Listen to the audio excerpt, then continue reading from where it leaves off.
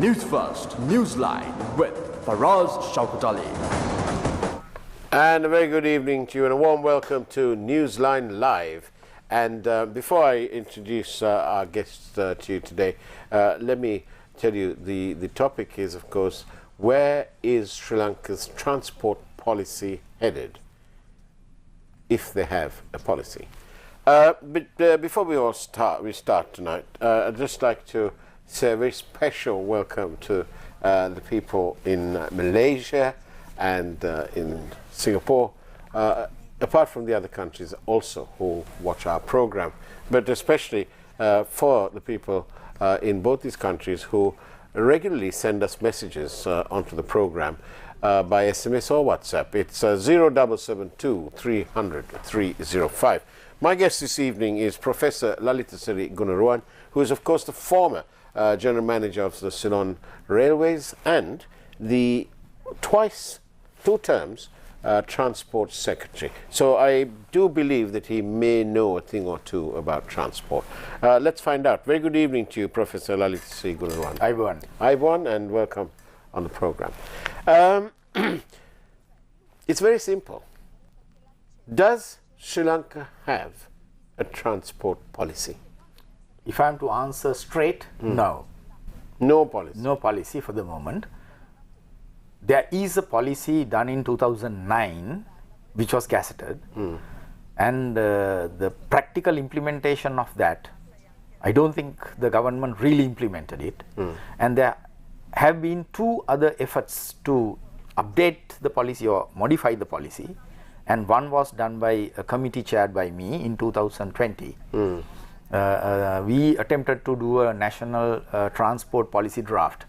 That's again based on a cabinet decision with the three eminent professional bodies in Sri Lanka: the Institute of Engineers of Sri Lanka, the Chartered Institute of Logistics and Transport, and also the Sri Lanka Society of Logistics and Transport, SLSTL. All these three bodies representing in this committee, and eminent public servants like Director General National Planning and the Director General External Resources. We sat in a committee and then we drafted a policy framework which was submitted to the Transport Ministry in 2020. And to my knowledge, collecting dust somewhere? Likely. But what about, okay, we have policy, but does this policy take into account the need for project A, B, X or Y or whatever? See, this, I think you are asking a very pertinent question for us. Projects should be based on a concise, consistent, coherent policy framework. The policy framework should be the foundation. Then, based on the policies, you prepare strategic paths of development. Accordingly, you prepare projects. That's how it should happen. That's what is happening in most of the countries where a rational development path is envisaged. But in Sri Lanka, unfortunately, we see the reverse of it. Projects come first. Sometimes those are and policies fitted to fit the project. Sometimes the policies are implicit. Some people say that, okay, you derive policies through projects, which is, I find it's a mismatch totally, because a project has to be a kind of an implementation vehicle of a policy. Is it a bit like buying a car and you don't have a driver, can't afford one, etc., after you buy the car, and then learning to drive? Well, I would say even it's worse. Whether you need a car also is a question. Right. Now, how do you decide that? Whether for a particular purpose. What is your objective of having a car? Is it mobility? So how frequent or how apparent or how often is there this need analysis carried out by the ministries? Now, what you are coming to now is projects. Yeah. Now, I would say before that we need to have a policy framework. Now, whether the policy framework recommended by the committee chaired by me, don't know what happened to that. Really, I don't know up to now, because it's 2 years at least. I don't know recently whether something happened to that, I don't know.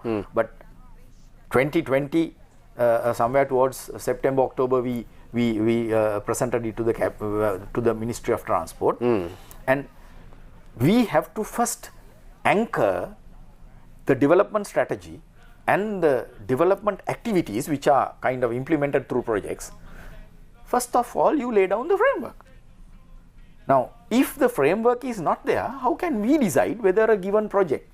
But this framework might be carried out by government A, and when government B comes along, the minister, given that portfolio, may discover that he's not well represented by various companies where he can make some money.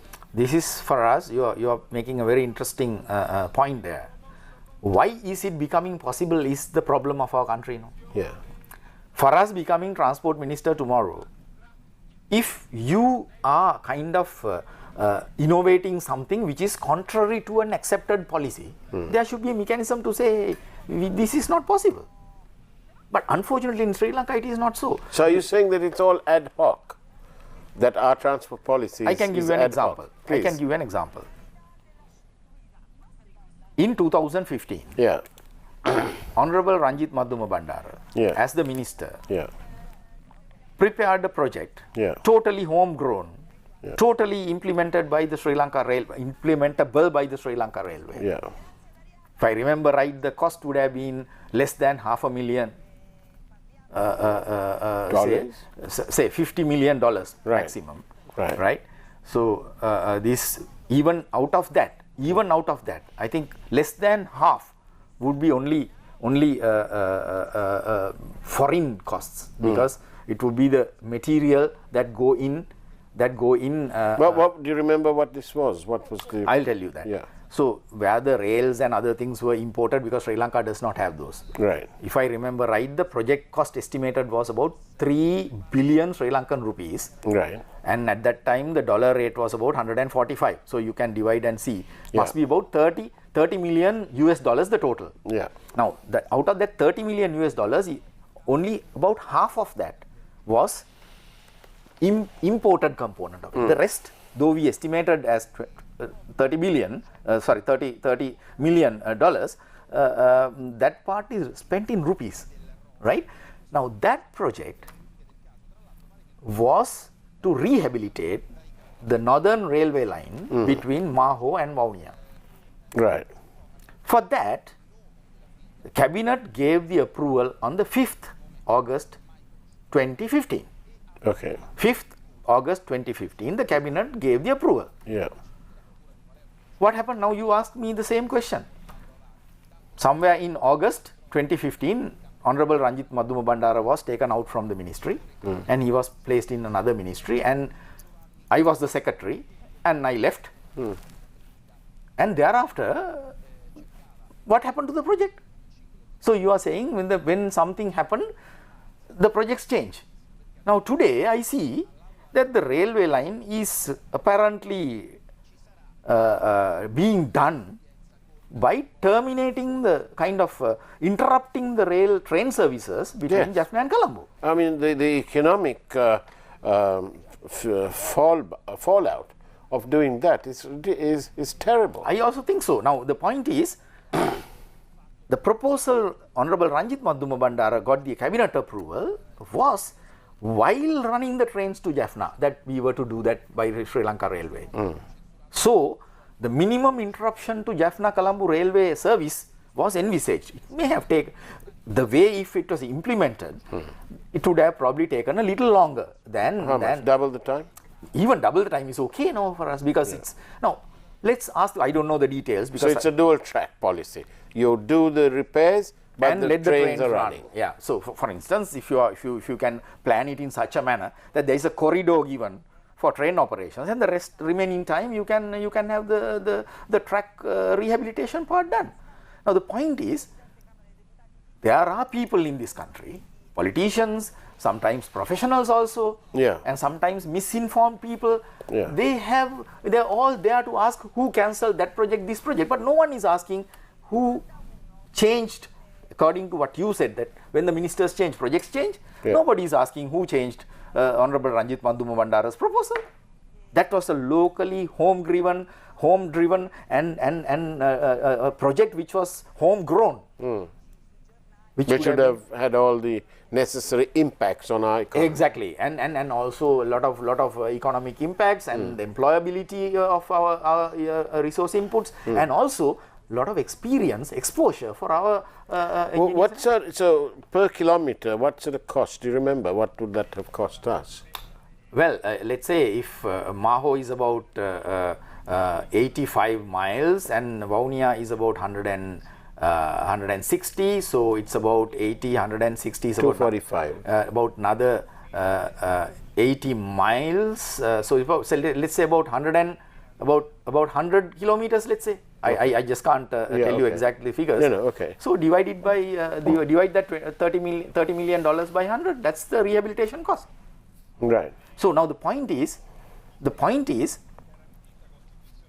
I don't know how much Sri Lanka is going to get indebted to do it by a foreign company on a contract, on a loan, and to my knowledge, this loan is not competitively bidded, and there is no competitive bidding called. It looks like, I don't know. I mean, that has to be questioned by the people who have decided to do it. So subject to confirmation. Subject to confirmation. Possibly correction even. This is not subject to international competitive bidding. And it is like, a financier gets the project to that country's contractors, and then there is no facility to international competitive bidding, and by that way you can't ensure that you are getting the best price for the contract. And I don't know how much is the contract cost also. And also, would you, as a veteran sort of in the public service, where you've served as secretary twice, would you welcome a system where the local agents' details must be made available, and that there cannot be any of these sort of proxy names and offshore companies and all sorts of things? For us, that is a detailed question you're asking. Yeah. Let me say, we'll have to lay down the procedure first. Yes. The projects will have to be, as I told you earlier, the projects have to be aligned with the policy. First of all, there should be a mechanism to judge that. So for that, you need to have policy framework. Unfortunately, we don't have anything at the moment. Different people are talking about different policies. Number two, once the projects are conceived, those projects need to be conceived based on the local needs. So we must understand what are the needs and what needs are prioritized in this country. Because even at a family, even at a company, even in any other organization, prioritization is necessary because you don't have resources indefinitely. But I'm terribly surprised that the politicians from the north, whose constituents will be gravely affected by the closure of the train line serving the north, appear to be very silent on this. I don't know what they're doing. I also don't know, and according to the transport policy axis that have been promoted by us, not only by me but many others, including the veteran John Diandas, who was talking about transport policy since 1960s. The first axis of a pragmatic transport policy is to promote public transportation and promote railway transportation, moving passengers and goods away from road to rail. Now, if that is the case, as you questioned, how come that the railway services are not operated to Jaffna and the people's representatives are silent? I don't know. I also don't know that. There's something terribly lacking. And if you are watching this program from the north, and I know there are several viewers there too, apart from Malaysia and Penang and Singapore and so on, please get in touch with your local MP. Get hold of him and ask him what on earth's happening. You need to get off your do-nothing seat, however comfortable it is, and play an active role in policies that affect you and where you live and the work you do. On that note, I think it's time for a break. But before I go, let's remind you of the number to send your questions on, 0772 300 305.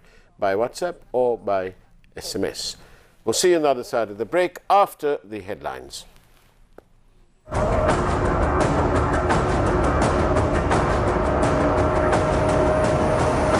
Newsfirst, Newsline with Faraz Shaukat Ali.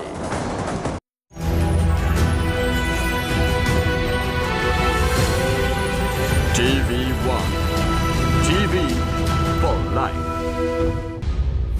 Farmers to unite in renewed struggle as issues go unsolved. Lawyers take to the streets against the influence on additional magistrate in the Vasanta Mudalige case. Doctors and university teachers take to the streets against the tax regime.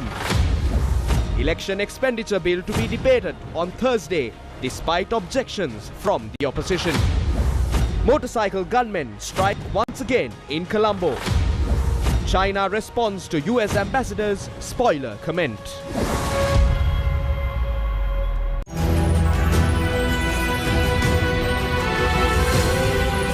TV1, TV for life.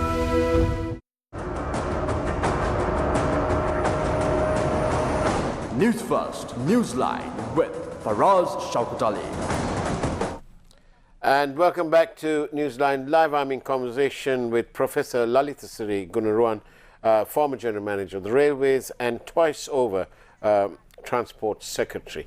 Both times he served a very short period before being mysteriously moved out.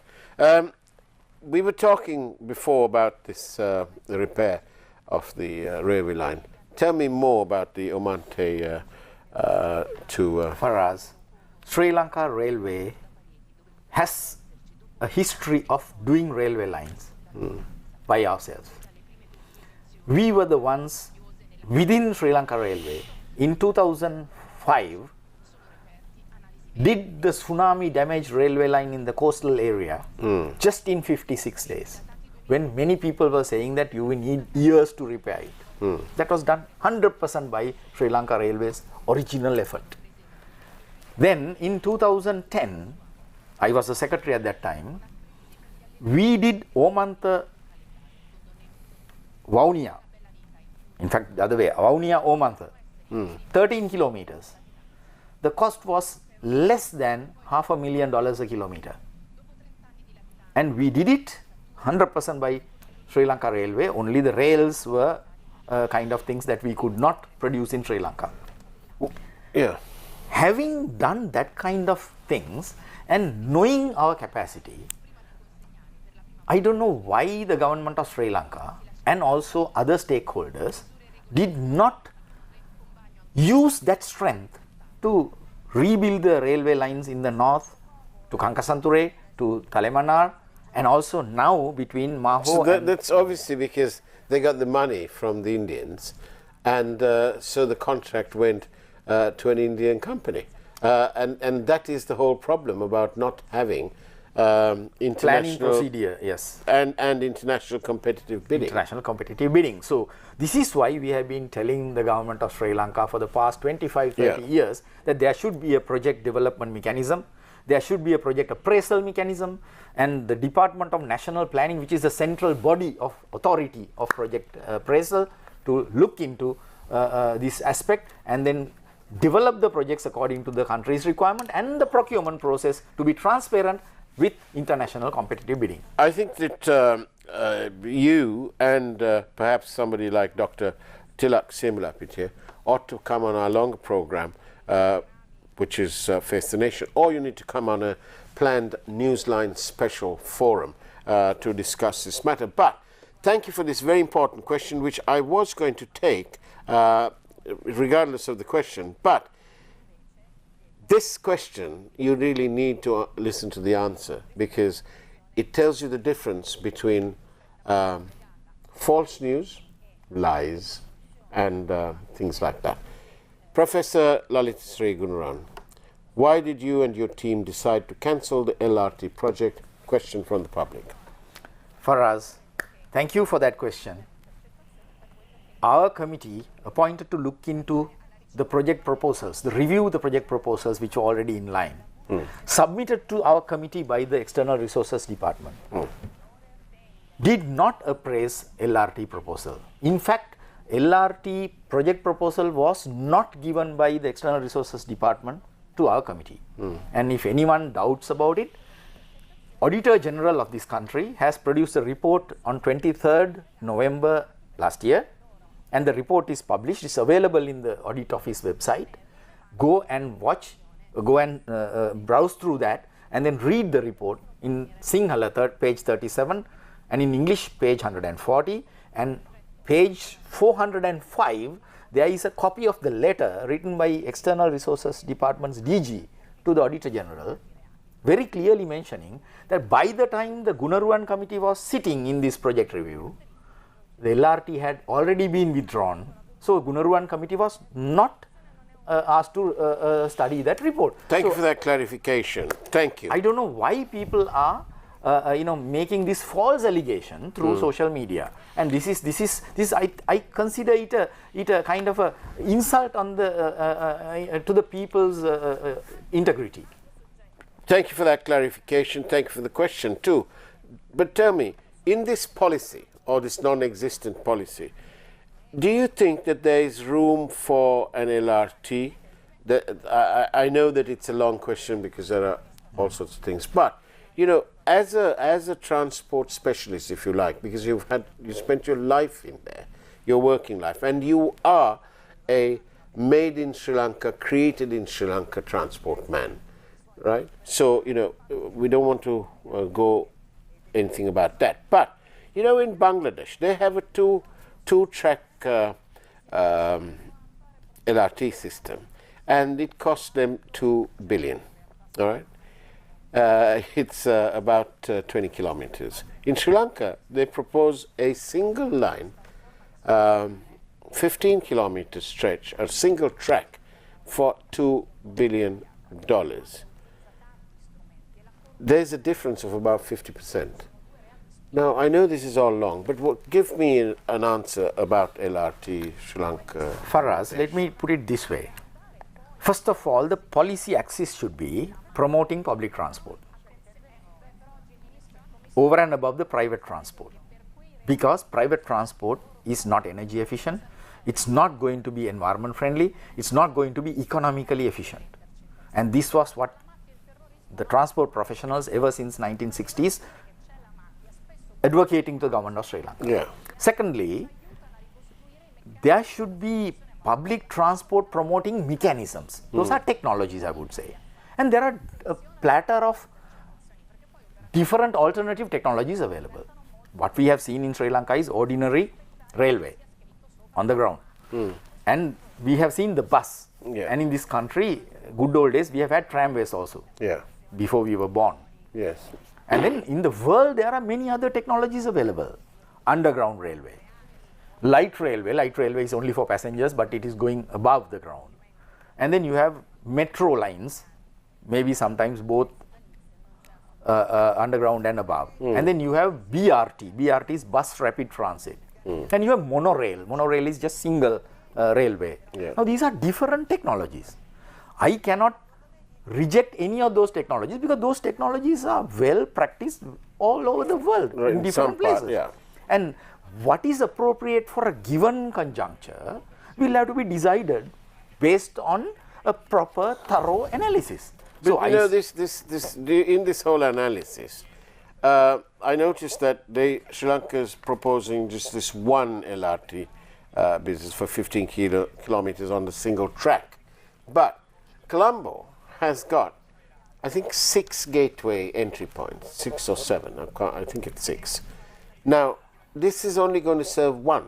What about 2, 3, 4, and 5, and 6? There were some other LRT proposals, to my understanding, Right. which were public-private partnerships. Okay. These are not on loans. Right. Those were proposals. I mean, public-private partnerships also you need to study. You can't simply say that public-private partnership is better than government-executed one or the other way around. Yeah. You can't say that, but these need to be studied. Yeah.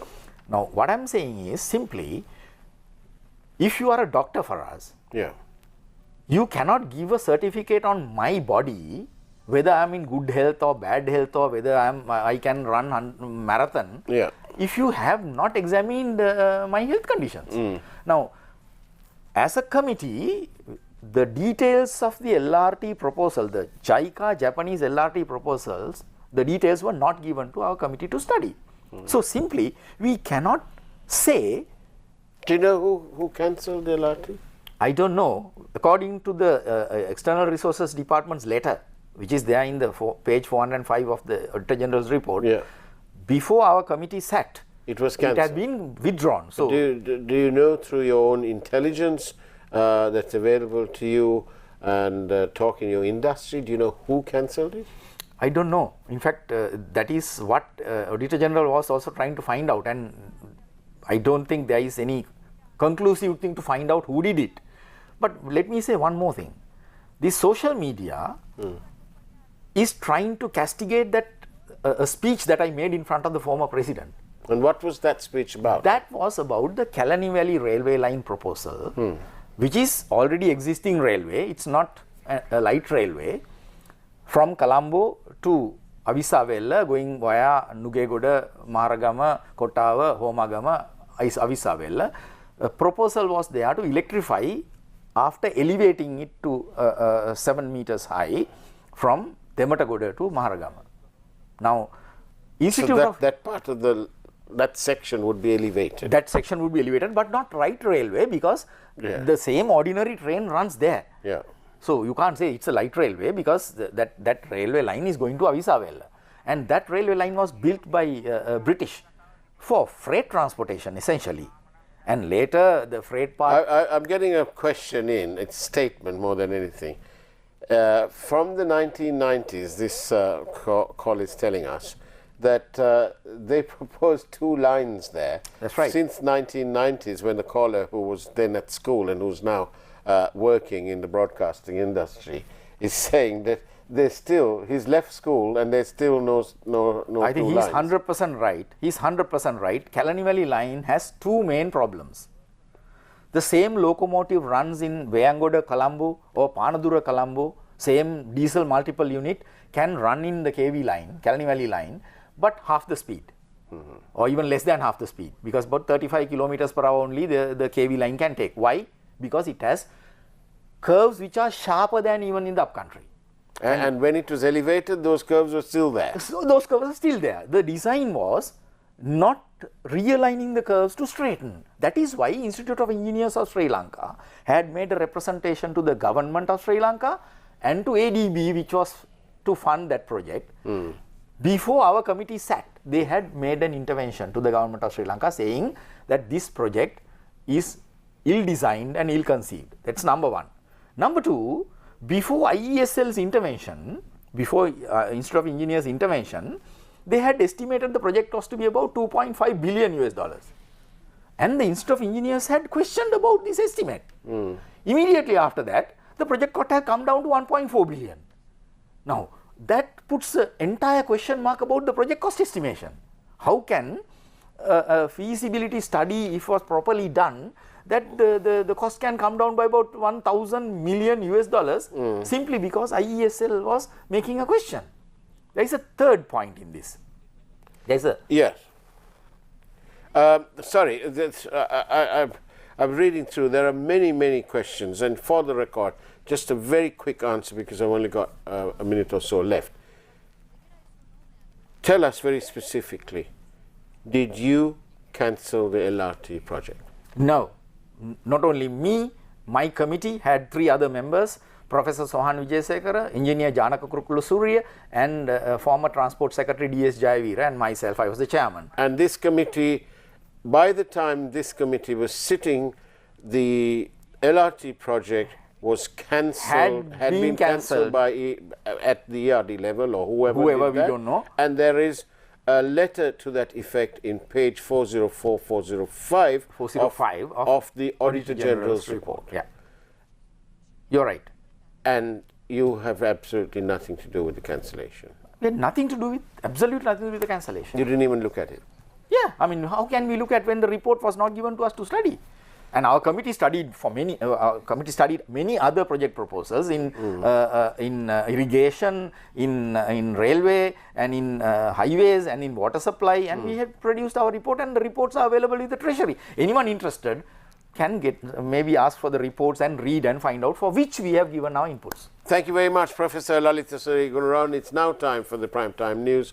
Take care, have a great evening as best as you can, and of course, God bless you all. Thank you very much.